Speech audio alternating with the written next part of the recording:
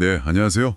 오늘 저희가 살펴볼 자료는 국회 예산정책처의 최신 산업동향 보고서입니다. 요즘 한국 경제, 특히 수출 동향의 변화가 좀 보이죠. 그래서 이 자료를 바탕으로 현재 경제 상황, 그리고 미국의 새로운 관세 정책이 우리 자동차 수출에 미치는 영향까지 투자자 관점에서 중요한 내용들을 좀 쉽게 짚어보려고 합니다.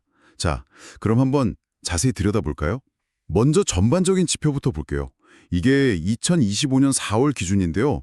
전 산업 생산이 전년 동월 대비로는 0.4% 증가했어요. 근데 바로 전월하고 비교하면 0.8% 감소했습니다. 약간 좀 혼재된 신호 같아요.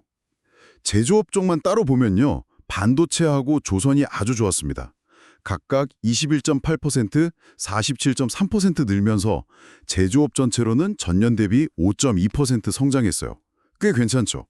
그런데 서비스업 성장은 0.7%로 조금 주춤하고요. 특히 건설업, 이쪽은 무려 20.5%나 감소하면서 분위기가 좀 안 좋습니다. 네, 맞아요. 그런 온도 차이가 5월 수출 지표에서도 좀 뚜렷하게 나타나는데요. 13대 주요 품목 수출액, 이게 443.8억 달러였는데 작년 5월보다 1.8% 줄었습니다. 반도체 수출은 여전히 좋아요. 21.2% 늘었거든요. 근데 자동차가 마이너스 5.5%, 화학 마이너스 20.8%, 2차 전지도 마이너스 18.4%, 이렇게 다른 주력 산업들이 좀 부진했던 영향이 큽니다. 투자자 관점에서 이게 왜 중요하냐면요. 그러니까 반도체라는 한 축의 강세만으로는 전체 경제의 약세를 다 가리기가 좀 어렵다는 걸 보여주는 거거든요. 특정 산업, 예를 들면 자동차나 화학 분야의 리스크가 커지고 있다, 이런 신호로 볼 수도 있고요. 특히 자동차 수출 감소는 바로 뒤에 이야기할 미국의 관세 문제하고도 직접 연결되는 지점이죠. 네, 바로 그 부분인데요. 자동차 수출 감소, 특히 대미 수출이 2025년 4월에 전년 동월 대비 19.6%나 줄었다는 수치가 나왔어요.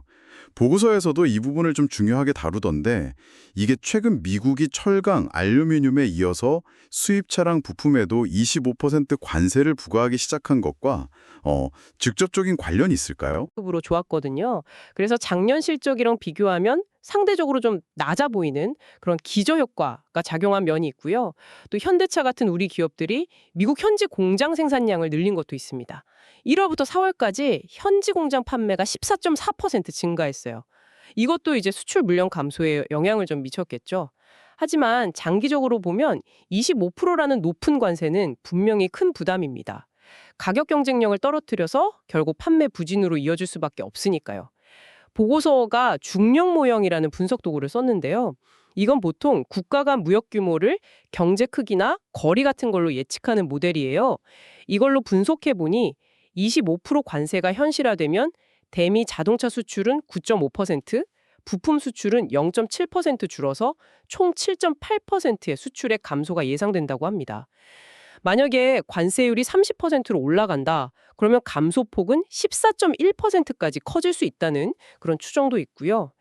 근데 또 흥미로운 점은요. 최근 한국 자동차 수출 구조가 좀 바뀌고 있다는 겁니다. 친환경차나 SUV 같은 고부가 가치 차량 중심으로요. 이런 차들은 상대적으로 가격 변화에 덜 민감할 수는 있어요.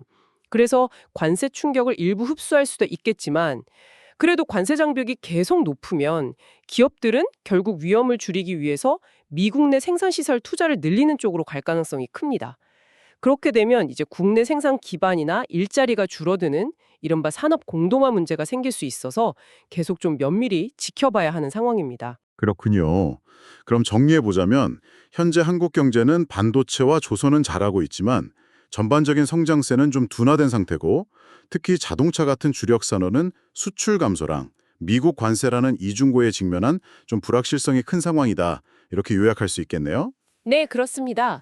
따라서 투자자 입장에서는 거시경제 지표의 방향성도 중요하지만 그와 더불어서 미국의 정책 변화, 주요 교역 상대국의 경기 상황, 또 각 산업별 수출입 동향이나 기업들의 대응 전략까지 정말 다각도로 살펴봐야 합니다.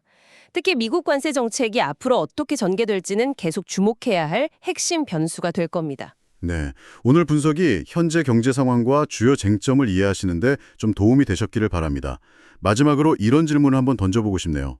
미국의 보호무역주의 강화처럼 이렇게 외부 환경이 급변하는 시대에 우리 한국 산업은 장기적으로 어떤 포트폴리오 전략을 가져가야 지속 가능한 성장을 담보할 수 있을까요? 다음 분석에서 더 깊이 있는 정보로 찾아뵙겠습니다.